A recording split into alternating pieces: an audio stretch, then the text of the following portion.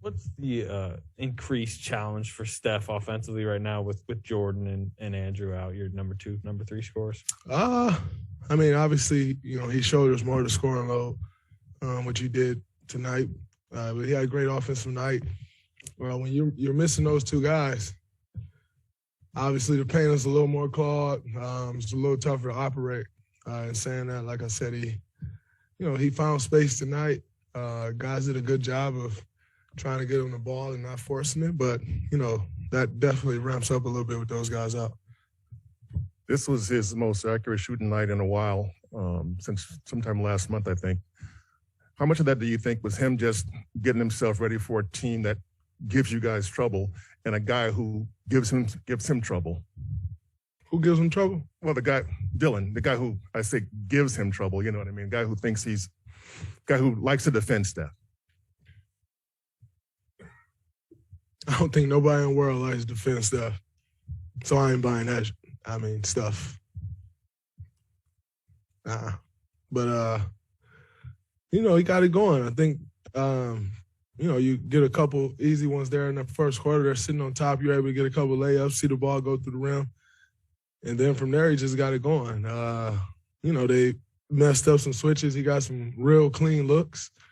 And you let a guy like that get clean looks, it starts an avalanche. So it's good. That's a huge team over there. First 3 quarters, they own the glass. Fourth quarter, you guys dominated the glass. What changed? Well, I think we really met the physicality in the fourth quarter. I think in the first 3 quarters, we didn't meet their physicality on the glass. At times, it seemed like they were just trying to get the ball on the rim, 2 offensive rebounds. I think that was their best offense at times in the game. But we knew that coming in. Steven Adams averaged 4.5 offensive rebounds a game. Xavier Tillman's crashing offensive boards. Jaren's crashing offensive boards. The way to combat that is to come up with the rebound and then push it in transition. But in order to do that, you have to box out. And I don't think we were doing a good job of boxing out. I know first 3 quarters, fourth quarter came, we start boxing out. We're able to get out in transition and get some easy buckets. And, that's what started it. And, from there, it's winning time. You got to come up with those rebounds in winning time. I thought Otto Porter was huge. He came up with some big rebounds. Bielisa had a stretch where he came up with some huge rebounds. And then obviously that's what Loon does. There was a sequence with you and Gary. You were kind of ticked off at Gary about. Can you just take me through that play? I'm trying to figure out what happened. At that point, Jai's downhill. I probably was a little overly pissed off. In part due to this was a game I wanted to win very bad. It's a team that beat us in play-in game last year, then came and beat us on our floor in the game that we let get away earlier this year. They're coming in here again. Obviously, we got guys down, but, it's a mental thing as well when you're playing a team like that plays you tough every game. And so I was a little more riled up this game just because it was a very important game. But I think one rule of thumb on the defensive end is once you can see your guys' numbers, you want to crack back. And he pushed me in the Jai, which I had him stuck underneath the rim. There's nothing you can do there. If I got you stuck under the rim, you're trying to get something around. And I had him right where I wanted him. He's about to go up. And then I was about to jump to block it. And I got pushed into him. And so I was a little upset about that. But like I said, it's more so just understanding the magnitude of this game for this team. And may not be a big game to most. It's also one of those things where, missing Wiggs, missing JP, missing Andre, missing D. Lee. We're playing a lot of guys more minutes than they normally play, which kudos to our guys. They stepped up, but I also didn't want to say, hey, man, this is a big game.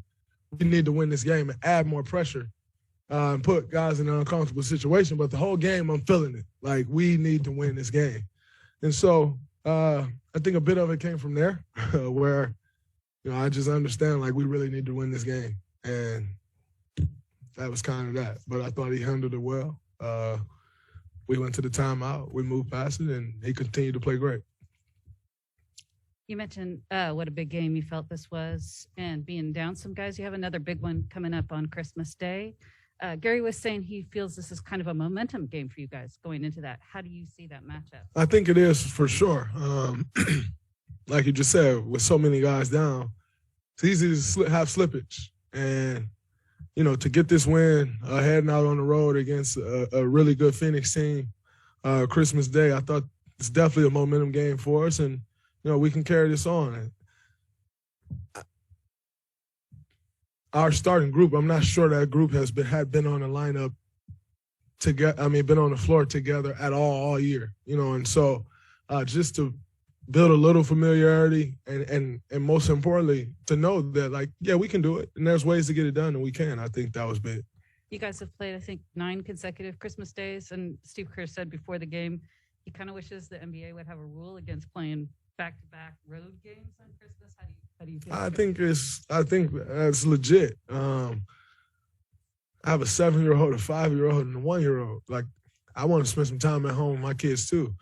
You know, we're not playing against the defending champion. If we're playing against the defending champion, you understand, you know, but we're not. And you know, it's a bit frustrating to have to go on the road second year in a row. So now I miss my daughter's first Christmas, and I'll miss her second one. It's kind of, but it's the reality. That's what we're faced with. Have a job, you have to go do your job, but we're human beings too. And so, like I said, I missed her first one, and I'll miss the second one. And I can't explain that to her. So it sucks, and that it should be. I mean, just, we're not robots, we're not machines. We are actual human beings with actual feelings, with actual families. And so, as I said before, if we're playing against the defending champion, you got to go on the road. That's just what it is. So if we were headed to Milwaukee, it is what it is, but we're not. Draymond, Gary played 30-plus minutes. It's the most he's played with you guys. And 16 shots. He was like the head of the matchup zone. He was guarding Ja. How hard is that? Like, how much work did he put in tonight, and how impressive was his performance? I thought his performance was very impressive. Most importantly, I thought he was extremely aggressive on the offensive end. And what he does on the defensive end, you know, at this point, you've grown to expect it. You know, so you know he's going to go out there. He's going to pick up Ja. He's going to try to make it tough on him. He's going to be all over the floor on the defensive end. That's kind of, like I said, you've grown to expect that. But what he did on the offensive end, I thought was key. You know, when you have a matchup like that, where you got to stop the head of the snake, it's tough. It takes a lot of energy, and, you know, take your legs. That he continued to push through, continued to knock big shots down, but most importantly, he took those shots, and I thought that was big. His aggressiveness was key for us, and, you know, he stepped up big time for us.